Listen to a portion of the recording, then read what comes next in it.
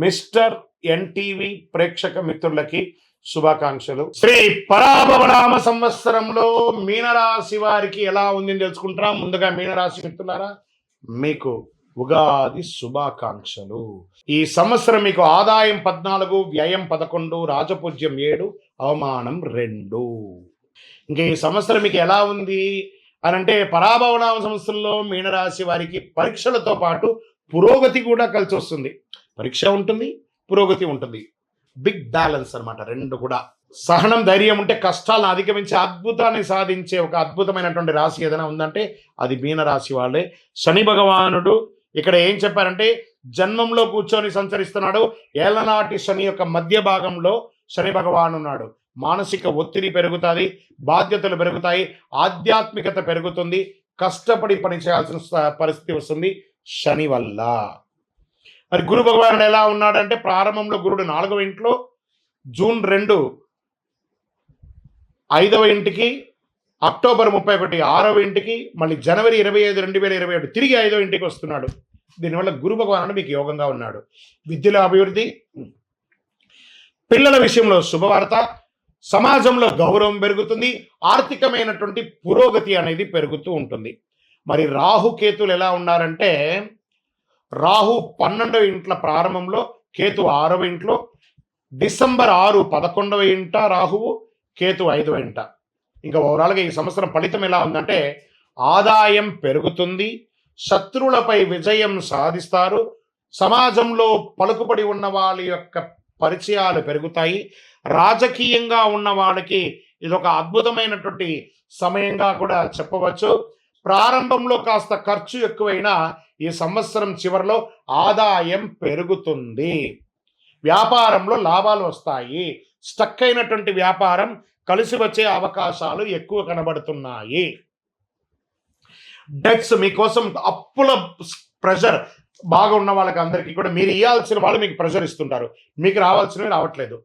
Post of the year June తర్వాత ఈ అవకాశాలు ఉన్నాయి. మీరు ఎన్ని రోజులుగా లోన్ కోసం అప్లై చేసి, ఒక చిట్ ఫండ్ కోసం అప్లై చేసి, ఏదైనా మీకు రావాల్సినవన్నీ, లేదా భూ ఆస్తుల నుంచి రావడం, తల్లిదండ్రుల నుంచి సంక్రమించే ఆస్తులు, ఇలాంటివి ఏమైనా ఉంటే జూన్ తర్వాత వచ్చే అవకాశాలు బాగున్నాయి. ఇంకా లీగల్గా ఉన్నటువంటి కేసులు లేదా కొత్త కేసులు కూడా అయ్యే అవకాశాలు ఉన్నాయి, కాస్త జాగ్రత్త పడండి. ఇంకా ఉద్యోగస్తులకి బాగా ప్రెషర్ అండి శని భగవానుడి యొక్క వల్ల. కొత్త బాధ్యతలు వచ్చే అవకాశం, మీరు అనుకోని చోటికి transfer, increments late, promotions late, సంవత్సర చివరిలో మళ్ళీ కలిసి వచ్చే అవకాశాలు బాగా ఉంటాయి. దీన్ని మీరు ఓవర్కమ్ చేయక తప్పదు 100%. ఇంకా వివాహ బంధంలో కాస్త మిశ్రమ ఫలితం, భార్యాభర్తల మధ్య సఖ్యత లోపం అవుతుంది. తర్వాత గురు భగవాన్ యొక్క అనుగ్రహంతో శుభకార్యాలు వచ్చి మళ్ళీ కలిసి వచ్చే అవకాశాలు బాగా ఉన్నాయి. విడిపోయిన దంపతులు కూడా కలిసి వచ్చే అవకాశాలు ఉన్నాయి. ఇంకా ఆరోగ్యం పట్ల అలసట, ఒక శస్త్రచికిత్స, నిద్ర నియమితం, దీనికి మీరు శరీర వ్యాయామం చెయ్యక తప్పదు. ఇంకా ప్రయాణాల్లో యాత్రలు ఎక్కువ ఉంటాయి, ఆధ్యాత్మిక యాత్రలు, విదేశీ అవకాశాలు జూలై తర్వాత వస్తున్నాయి. ఉద్యోగ ప్రయాణాలు కూడా కలిసి వచ్చే అవకాశాలు ఉన్నాయి. ఇవన్నీ కూడాను వ్యవసాయదారులకి చాలా బాగుందండి ఈ సంవత్సరము. ఇంకా ప్రింటింగ్, ఎలక్ట్రానిక్ మీడియా వారికి బాగుంది, సర్వీస్ సెక్టర్ వారికి బాగుంది, రీసెర్చ్ చేస్తున్నటువంటి వారికి చాలా బాగుంది. ఇక్కడ మీనరాశి వారికి ఉన్నదేమంటే, ఒక షాపింగ్ గుణం, ఏది కనబడితే అది కొనాలి. అది స్త్రీ పురుషులు ఎవరైనా సరే వారి శక్తి అనుసారం ఎప్పటికీ ఏదో మనకు అక్కర్లేకపోయినా ఏదైనా కొంటారు, ప్రతిదానికి అట్రాక్ట్ అవుతారు. కాస్మెటిక్స్ అనేది ఎక్కువ యూస్ చేస్తూ ఉంటారు. తర్వాత ఈ యొక్క సౌందర్యానికి సంబంధించి పెర్ఫ్యూమ్స్ అవన్నీ చూస్తారు. దీనివల్ల స్కిన్ రిలేటెడ్గా ప్రాబ్లమ్స్ వచ్చే అవకాశాలు ఉంటాయి, జాగ్రత్త పడండి. ఇంకా ప్రింటింగ్, ఎలక్ట్రానిక్ మీడియా వారికి యోగంగా ఉంటుందని కూడా చెప్పచ్చు. మీ యొక్క ఆలోచనలు ఎప్పుడు ఆ నీటిలో చాపలాగా క్షణచిత్తం క్షణవాయం, ఇటు అటు ఇటు అటు ఇటు అటు ఇటు అటు పరిగెడుతూ ఉంటుంది. ఒక స్థిరమైనటువంటి నిర్ణయం తీసుకోవడానికి జూలై తర్వాత అవకాశాలు బాగా ఉన్నాయి. మరి ఈ యొక్క రాశిలో నక్షత్ర ప్రకారంగా ఎలా ఉందంటే, పూర్వభాద్ర నక్షత్రం 4వ పాదం, జీవితంలో మార్పులు, ఆధ్యాత్మిక ఆసక్తి, కొత్త అవకాశాలు సమాజంలో ఉన్నాయి. ఉత్తరాభాద్ర నక్షత్రం గౌరవం పెరుగుతుంది, ఉద్యోగ పురోగతి, ధనలాభం ఉంటుంది. ఇంకా రేవతి నక్షత్రం వారికి ప్రయాణాలు ఎక్కువ ఉంటాయి, వ్యాపార అభివృద్ధి ఎక్కువ ఉంటుంది, కుటుంబంలో సంతోషాలు పెరుగుతాయి, కుటుంబంలో శుభవార్త వింటారు. అద్భుతమైనటువంటి ఫలితాలు ఉంటాయి. ఆస్తిపాస్తులు కొనుక్కునే అవకాశం ఉన్నాయి. రాజకీయ నాయకులు కూడా మంచి అవకాశాలు ఉన్నాయని కూడా చెప్పొచ్చు ఈ సంవత్సరం. అదృష్ట సంఖ్యలు 3, 7, 9. అదృష్ట రోజులు గురువారం, సోమవారం. అదృష్ట రంగులు పసుపు, తెలుపు.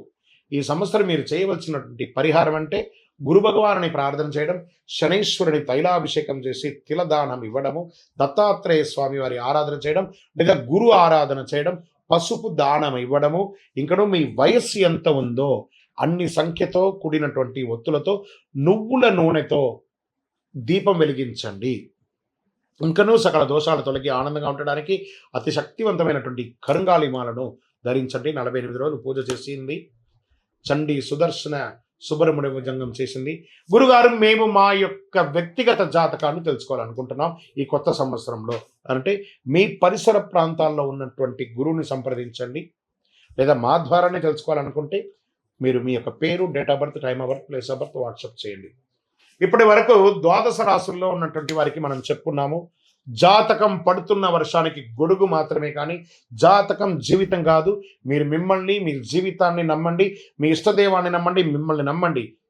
అన్ని రకాలుగా మేలు జరుగుతుంది.